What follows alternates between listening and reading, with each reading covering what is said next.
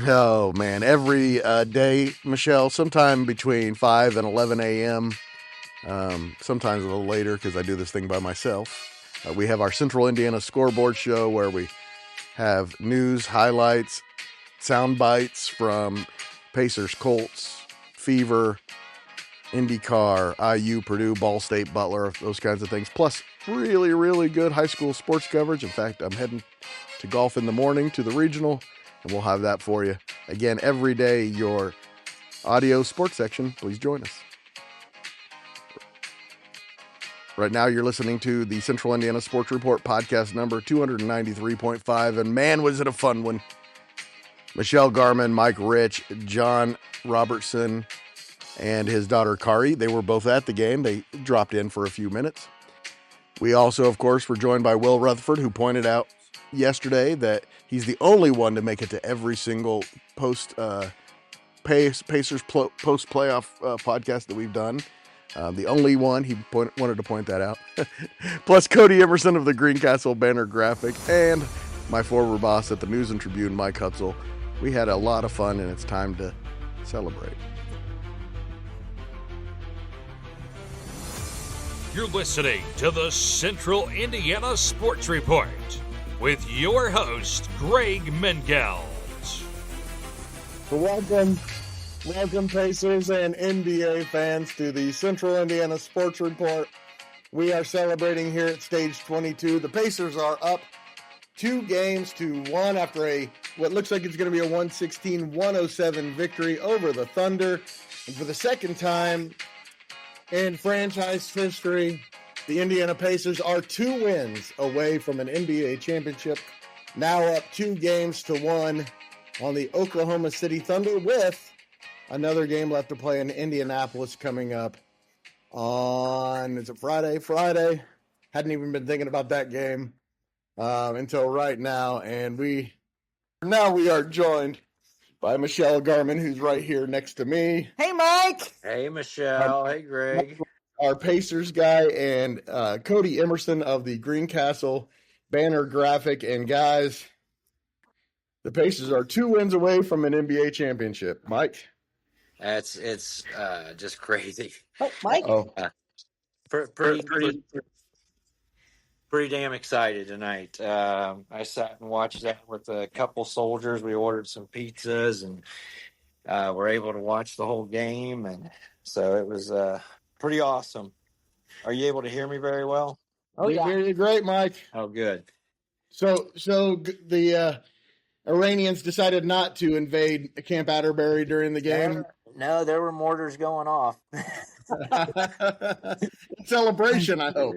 I hope so. I think, there was definitely celebration. So I see people coming from, it's called the All Ranks Club. It's across the street from the building I'm in, and a lot of soldiers over there watching the game tonight too. So it was just a great experience.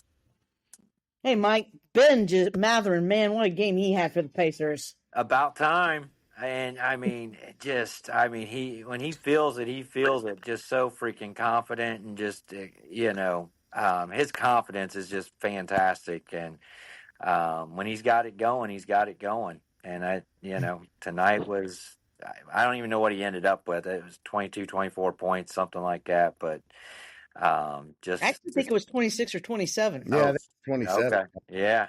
Well, that's just fantastic. And McConnell was great off the bench too. Real fast, before I let everybody take over topping two, Mike Hutsell's with us. Cody Emerson. Cody, your thoughts on the win? Just do what they've done all year. Bounce back after a tough loss. This is a team that I think they said on the broadcast hadn't lost a game or lost back-to-back games since March 10th, I think, is what the date was. And playing at home. Playing at home changes a lot. Obviously, I think guys are a little more relaxed and everything, and just so many great performances. The bench was probably one of the best bench performances of the year. We've known that, how good they are, but they really showed it tonight with Mathurin, McConnell, Obi. And then Hallie was aggressive. Yeah. He was. He was. I mean, I think the stat is when he scores over 20, we have an insane record. Don't know what it is off the top of my head, but yeah. I mean, Pacers are 2 wins away from an NBA championship. Yeah, and don't say that yet. It's not that you're going to jinx him. Nah. Hey, I Mike, already said it. hey, Mike Hutsell. Yes. I'll tell you, man, I don't know about the rest of you. I can't wait to hear from John because being there, yeah. Being there had to be an experience. But give us your thoughts, Mike, and what you thought, because the first quarter was a little concerning. We were throwing the whole team in the canal at some various points. Yes, in we the were. group chat tonight. Miles Turner, T.J. McConnell, Aaron Neesmith. I think everybody. We were ready to call up the Mad Ants. That's and right. See how they do in the second half. And as bad as Miles Turner was in the end, man, he made some huge plays. He made Chet Holmgren look foolish at the end of that game. First quarter was obviously terrible. I mean, they just were not good. The second quarter, TJ came in and did TJ McConnell things, got the ball rolling, and Ben Mathurin. I mean, you can't say enough about that kid tonight. And we've all been down on him at various points in this postseason, but his performance tonight is going to be stuff in Pacers lore, especially if those things that I'm not allowed to say out loud can happen over 2 more times over the next week or so. Just a very, very uneven game, I think you could say, by the Pacers. Their second and fourth quarter were phenomenal. Their first and third quarter, I thought, were pretty terrible, especially the start of each one of those halves. So, obviously, some things to work out, but Halliburton was Halliburton. Mathurin was extraordinary. Obi did some things off the bench. The whole bench obviously won this game tonight. They changed the game in the second quarter, and it carried over into the second half. Well, anytime you get 49 points off your bench, that's pretty darn good. Yeah. Yeah. I mean, absolutely. Yeah. Come talk. Yeah, go ahead. Greg's mom's in here. She says Mathurin was the MVP tonight. Will, I thought, we're joined by Will Retherford, by the way. Yes. Will, I thought Halliburton played well, but I thought it was a quiet night. You have to go. I called up his numbers because I knew he was close to the triple-double again, but it was like he scored, hit some big baskets when he needed to, but it was quiet. It was kind of a quiet performance. Steady. Yeah, I thought that he was calm, cool, and collected really for most of the game. Had a couple sloppy, maybe uncharacteristic turnovers, but outside of that, I think he was just like a steady heartbeat that just kept the team kind of going. He rebounded really well, which was great, and then being able to get out and transition, I think, a little bit more, and that showed in that fourth quarter. I think they did start to wear on the Thunder a little bit as far as them getting up and down. I think that tonight you just are so happy for the showing that Ben Mathurin had and his ability to kind of be that guy that we know he can be, their pure scorer in a way. He's a different archetype than they really have anywhere else in their starting lineup, and I love the pace and change of physicality and mentality that he brought that entire game. And when he does that, they're really good. The bottom line is, Mike Rich, if the Pacers don't win this game tonight, it's really tough to come back from this. This is one that they have. Yeah, this is one that they had to have, and I think they really wore on OKC. I think when they were knocking them down on the fouls, they were taking their time getting up. You could see it. OKC was getting gassed on both sides. I think they were running them on. Pacers were running them on offense, and they were playing hard defense. I thought they really stepped up their defense tonight, and the whole team, and there was some attention to it, and it was just a really good, hard, physical game by the Pacers. I thought their physicality was much, much improved. I think the hardest game to win this year is going to be the next one. OKC, like I said the last time, they haven't lost back-to-back since November. I hope it's time that they lose back-to-back again this season. Oh, I hope so. I've said it all along. It doesn't mean that a team will do it, but I said the first team in this series that wins back to back will probably win the series, just because both teams are so good at not losing back to back. Hey, I don't know about you guys, but I told Greg in the second quarter, tonight was the first time I thought I saw Oklahoma City's coach concerned. I mean, he started chomping on that gum and everything. I think Greg hit it on the nail on the head, because I think the Pacers coming and doing those double teams, big, and a lot of that double team, I think it kind of confused OKC, but it was the especially first in the second quarter. But their coach, I've always thought, kind of modeled like after Carlisle games, seems so calm. But tonight, you could see the concern on his face, and you could see it starting in the second quarter. I see John on here. We should probably go to him right now. Oh yeah, yes, go. What's up, guys? John, how was it, man? It was loud and it was awesome. And now we're fighting our way through traffic, but it's okay because we won. Hey, does Kairi want to tell us what it was like for her first NBA Finals game in that crowd? What kind of environment what did she think of the environment? Kairi, what'd you think about the Pacers game? Did it leave her speechless? No, she said, you can't hear her. She said she thought it was really stressful because it was really close. But it was She ain't wrong. Like, I have my AirPods in. I could put it on speaker, but I'm in the middle of traffic. I don't really want to switch. Okay, let's not do that.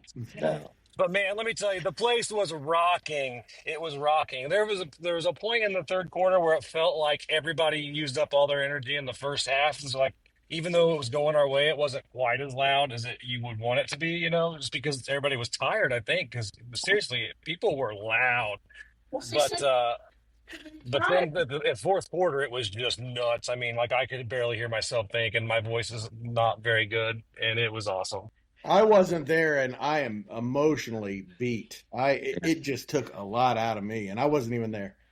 Hey, what was that Toppin's dunk there in the fourth quarter coming back? Was that one of the loudest moments? Yeah, it was really loud. I think it was off an offensive rebound, right? He just Halliburton missed, and he came and. Yeah, that one was off a Halliburton miss, and then Obi grabbed it and dunked it, and it was just nuts. It was just absolutely nuts. That is not where I need to turn. This is where I need to turn. Sorry, guys. No problem. We're live, everybody. So if you hear extra things, it's going to happen. I was trying to get on before we got too far out because I wanted you to hear all the honking and the city was just crazy and everybody's leaving. But we got out of the parking garage so fast that we're already almost the interstate. So, hey, that's good for you. I'm gonna guess. I'm gonna guess that the fans will hang around down there and kind of cheer the players again as they drive out of Gamebridge. They're just soaking at every one of these. Memories. Hey, John, are you looking to buy? Are you going to be looking to buy Game 4 tickets or? No, I spent my Vegas flight money on these tickets, so I don't think Game 4 is going to be in the cards. They weren't cheap. I mean, if we're being honest, they were pretty expensive. So I feel like one game's enough. I'll watch the rest from home, and we have that experience now. It was awesome. I would love to do it, but I think it's going to cost $2,000 again to get in for the next one. So I can't do it. What was the energy high, or was there ever a sense of nervousness you thought in the crowd tonight? There was definitely a sense of nervousness. There was a sense of nervousness in our two seats because even when we were up, I forget, eight or nine, I forget how many we were up at the end of the fourth quarter. Well, I still you just felt like there was something that could happen. And there was a couple of foul calls, and I'm not going to, you guys know me, I'm not going to sit here and say foul calls were good, bad, or whatever. They were foul calls. But there was a couple where it felt like they were going to give OKC a chance to stop the clock, make some free throws, and get back in it. And they got in within 6, but then Pacers took care of business. I was proud of them. What a performance. Will, talk about a little about Game 4, if you don't mind. We'll talk to everybody. We'll start a round table here. Everybody, just feel free to jump in after Will. Man, if they can win Game 4, what does that mean? I think they're gonna wrap it up. I mean, I think it probably comes back to Indy for Game 6, but if they are able to win Game 4 at 3-1, it's only happened like 6 times in the history of the finals. Like, you feel like you're in a really great spot. You've defended home court, and they've proven they can win one in OKC with Game 1. So, I mean, Game 5, what if they just snatch the energy and they say, we're going to win 3 straight? It would be absolutely bonkers if that were to happen, but it's not out of the cards. They take care of business Game 4, and like all of a sudden... Well, I can't even believe we're talking about this. Think about this. If they win Game 4, you're right. They are in the driver's seat. And I mean, Oklahoma, the Thunder right now are thinking, okay, they're up 2-1. All we got to do is win the next one, and then we get home court advantage back. But if the Pacers can come out, win Game 4, hand the Thunder a back-to-back loss that they haven't had since November, and then take a 3-1 lead, OKC, then they know they're going to have to win one on the road, and not only that, I mean, they're going to have to win 3 in a row, right? Can I just say that, like, here's when I felt the most comfortable, is when the group chat was getting spicy and everybody was mad. I was like, I knew we're going to win now because everybody was spicy. Right, this is because when everybody's down and mad during the game is when we win, and I love to come to the chat afterwards, and you guys are like, "Oh man, we're gonna win the whole thing!" It's just so funny to me. I absolutely love it. It's funny. I love that so much. Yeah, our group chats are fun. I mean, they're fun, and but yeah, It's adult in there, but it's fun. It is. Imagine how good we'd be if we had Wendell Carter right now. Better. Honestly, that's seriously the moment that I felt the most comfortable, because like I remember Game 1 when it was, and I think it's an Indiana fan thing. Like, I'm not like ripping on you guys. Like, I really do think it's just an Indiana fan thing that we've seen so much bad happen over time that like we kind of almost expect it to turn. Like, our hopes get high, and then we start to drop them quick, and everybody starts getting frustrated, almost like a defense mechanism. So like you can almost see that happening in the chat. But then I was like, we're good. We got this. Well, I'm glad you were confident, because I meant every word I said in that group chat as far as how I felt about how the game was going on. Me too. And I'm glad that they were able to figure it out and take advantage. I was a little worried after they gave up that lead in the third quarter, and it felt like OKC had some momentum there, and to go up 5, it's like the Thunder didn't even play a good third quarter, as far as they were sloppy with the ball. They missed a lot of mid-range shots, and it just didn't feel like the Pacers capitalized on that, and they were able defensively to make good stands there late in that fourth quarter, and they were able to rebound the ball. They rebounded the ball really well in the fourth quarter, and they took possessions back, and they just did the things that they needed to do to win. It was like, it reminded me of an NFL game when a team just continues to get first downs running the ball up a few scores in the fourth quarter, where they're just taking care of business.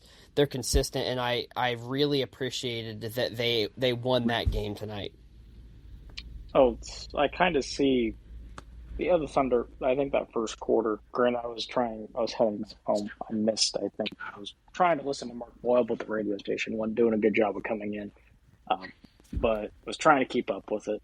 But when the Pacers, I think, proved, and Michelle, you talked about the OKC coach being worried. I think because the Pacers hadn't played well in games 1 or 2, and they were still, it was 1-1, and they had led for only 1 second or whatever the heck it was in the series, and people were talking about that. The Pacers proved that they can go toe-to-toe with the Oklahoma City Thunder tonight. I think that's my overarching takeaway, is that anytime the Thunder got a little momentum, the Pacers responded. Anytime it was a close game, the Pacers had an answer. They never got in a real lull, I don't think. It was 5-6 points, but they never let the Thunder get on a major run. they never snatched big time momentum. The momentum quickly flipped back to the Pacers if the Thunder got it. And I think that's my takeaway is the Pacers proved that they can play with this team. I'm not saying that they didn't in game one because it took kind of a heroic comeback and game two didn't. No, you're absolutely you are right. And the Pacers proved they can guard just like Oklahoma City can because they forced Oklahoma City their most turnovers during the playoff series. So they proved that they can play defense when they want to give the effort to play it. Now, and I will say this. I said it on all the podcasts. I wasn't upset they lost game two. I was just upset with the effort that they lacked in game two. Yeah. And I was so glad, and I was a little worried early in that first quarter a little bit because I thought, ooh, please don't. But effort was much better tonight. And, Mike Rich, what do you think is going to be the key for the Pacers in the next game? I think they got a little taste of it tonight, but I think it's going to be electric in that at Gainbridge on Friday night. I think our fans are going to come and they're going to scream and they're going to. I think it's going to be loud and I think it's going to be a hard place to play. I think it's going to be a knockdown, drag out kind of battle. I think Oklahoma's going to make some adjustments, and I thought the defense played really well. They played really good team defense. I thought they were physical. Thunder made a lot of tough shots. They made a lot of tough shots. I think, but I think they're gonna have to come out with the same type of energy, and they're gonna have to play deep, a lot better deep. They're gonna have to just be the better defensive team. And one thing I was just kind of frustrated is the loose balls and not going after them as hard as they could have, and just that effort that's the only critique I really could find that I was kind of frustrated with. Has to be willing to get floor burns in the NBA. Yeah. Absolutely, you're gonna have to get floor. You're gonna have to get on the floor. I think McConnell and his energy, his effort, was fantastic. O-double-N-E-double-L McConnell. And I also think we just need somebody like Mathern. Somebody else has to step up other than our starters and just have a fantastic game. And Mathern's game tonight was just, it was phenomenal. He found his shots. He created his shots.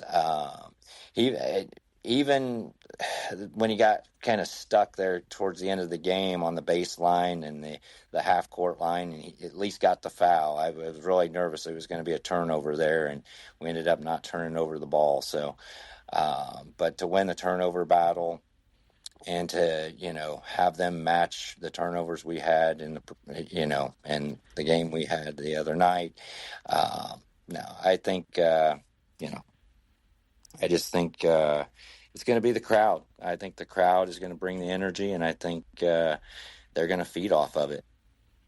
The key for the key for the Pacers is they're going to have to feed off that energy, and they're going to have to have it, and they're just going to have to bring energy all the time, because then they're going to have to, I think, realize that Oklahoma City is probably going to feel a little desperation mode. What do you think, Will? I think that they're going to feel like they really need to get that game because they don't want to have to, because I think Oklahoma City is probably pretty confident they'll go back and win at home. And I don't think they want to have to come back to Gainbridge with the NBA championship on the line. I hate to over-exaggerate because I don't know if I necessarily feel this, but OKC's kind of playing for their playoff life. Game 4 is huge for them. 3-1, we see the numbers. It's pretty rare that teams come back from 3-1, and this is a team that if there's a team I believe can do it, it's them. But with that being said, it's a steep hill to climb, and they're playing for their ability to stay afloat. So I don't think it's an exaggeration at all to say that Game 4 is not the most important game the Thunder have played this entire playoff series. Yeah, and so that's why I think the Pacers are going to have to make sure they're ready to be that intense, because Oklahoma City's backs they're basically against the wall. The Pacers cannot sit back and counterpunch. They've got to land that first punch on the chin quickly, and just kind of take the dog out to the barn and put it down, for a lack of better word. They just kind of have to just go for the kill quickly. And OKC's a team that it's going to be hard to kill, but they are... You don't like going back 2-2 because then you do lose home court. This game 3 is the last of the Pacers' home court advantage, game 4, excuse me, and that is vital for them to be successful in this series. Final thoughts are, and I wanted to touch on this about Mathurin too. Obviously, I'm pretty sure this is his first playoffs with us because he missed last year. That's right. And then and the kid's 22, I think, years old. Like, people forget that, and we've been harping on him, and rightfully so. But we forget this is his first playoff experience, and he's a 22-year-old kid.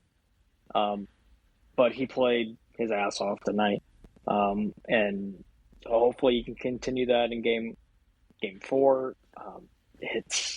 I'm agreeing with everybody. The Thunder Pacers have to be ready for a counterpunch from OKC because, once again, it's a team that, as Michelle kind of put it, Michelle hadn't lost back-to-back games since, November? Yep.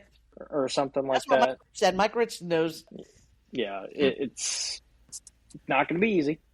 It's not going to be easy to go up 3-1, but if you do, it's going to be you pretty much.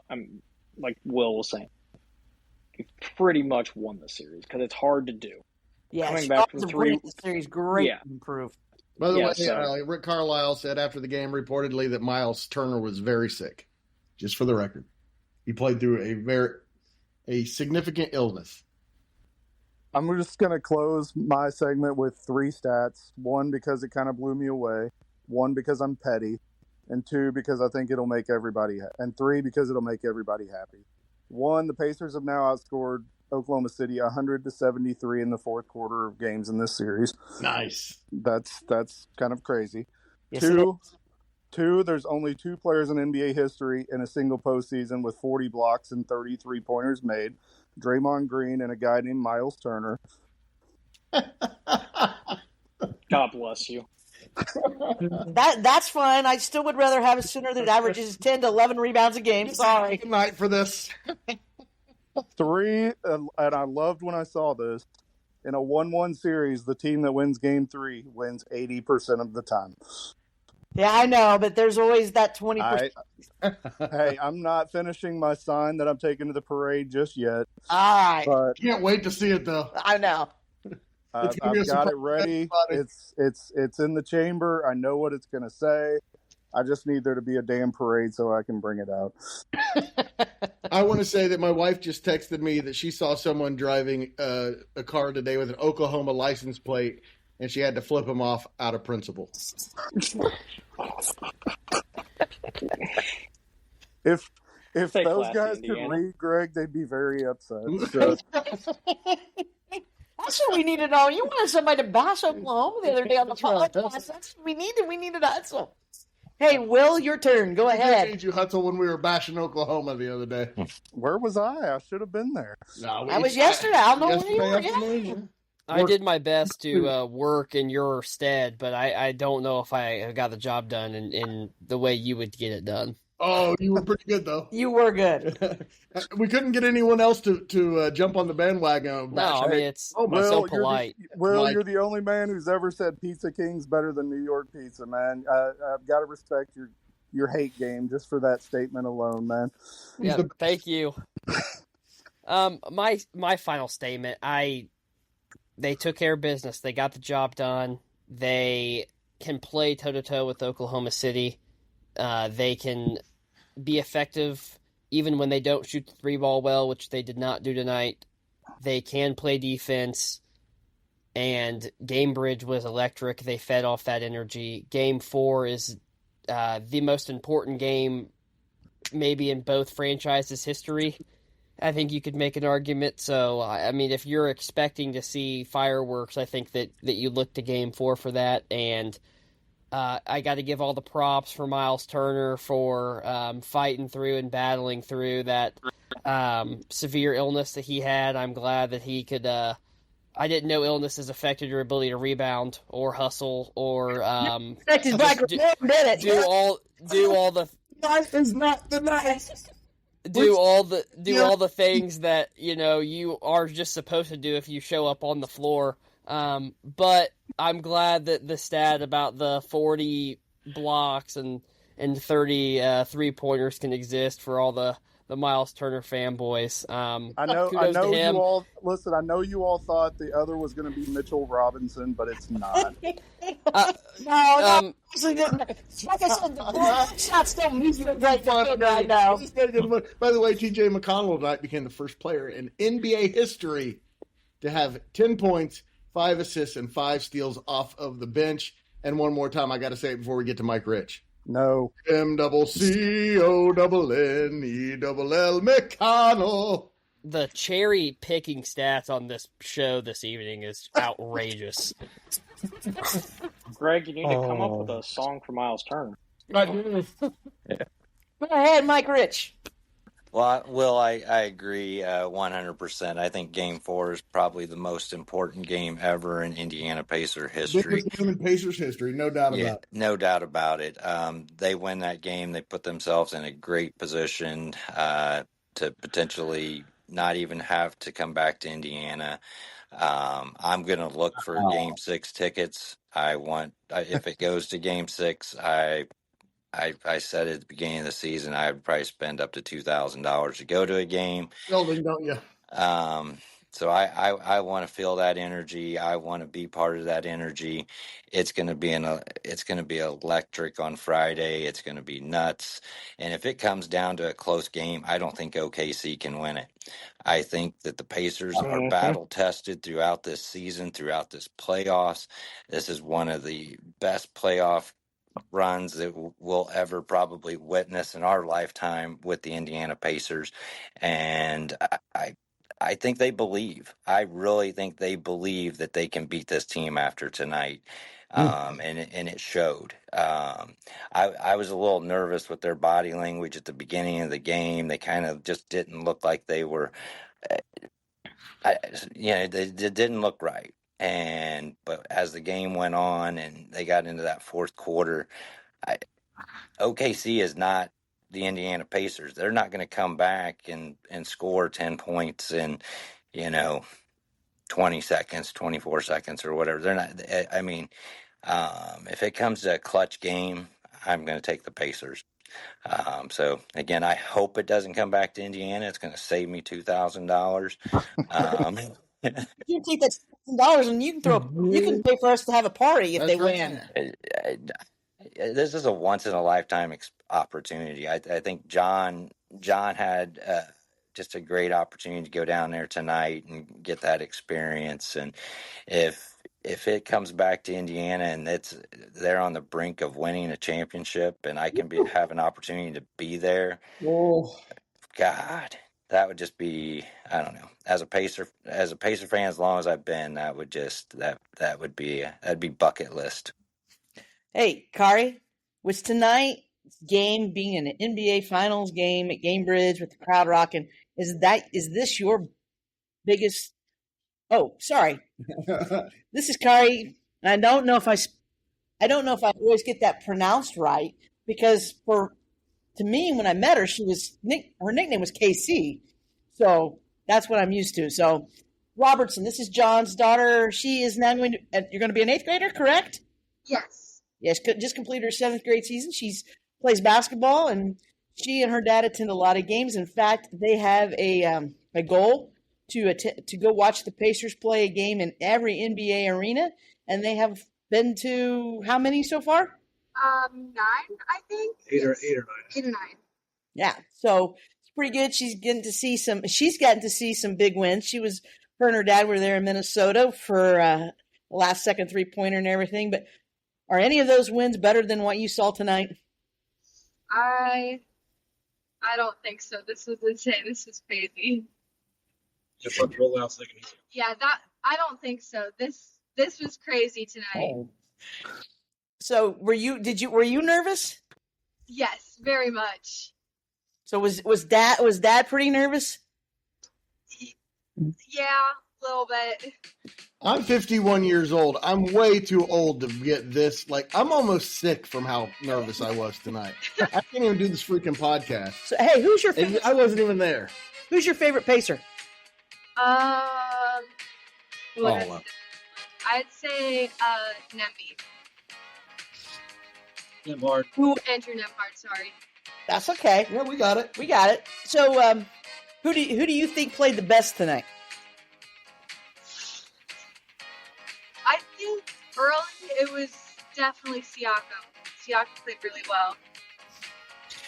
Yeah, we haven't even mentioned. You know, I'm glad you said that because that's what I was going to end. My final thought was going to be for. I think that Game 4 is big because I think if the Pacers go up 3-1, they have Pascal Siakam, who has had a great playoff series, who's won an NBA championship, and just knows. And I think he's done a great job of helping to keep the team the way they need to be to we're going on. So who was it after Siakam then? You said early. Miles Turner. Well done. Well done, John.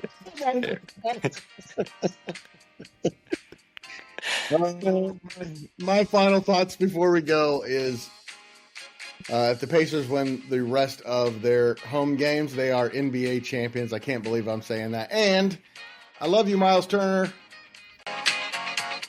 Thanks to everybody. Please share this podcast around. Thanks so much, Michelle, for spending the evening watching the Pacers. That was so much fun. And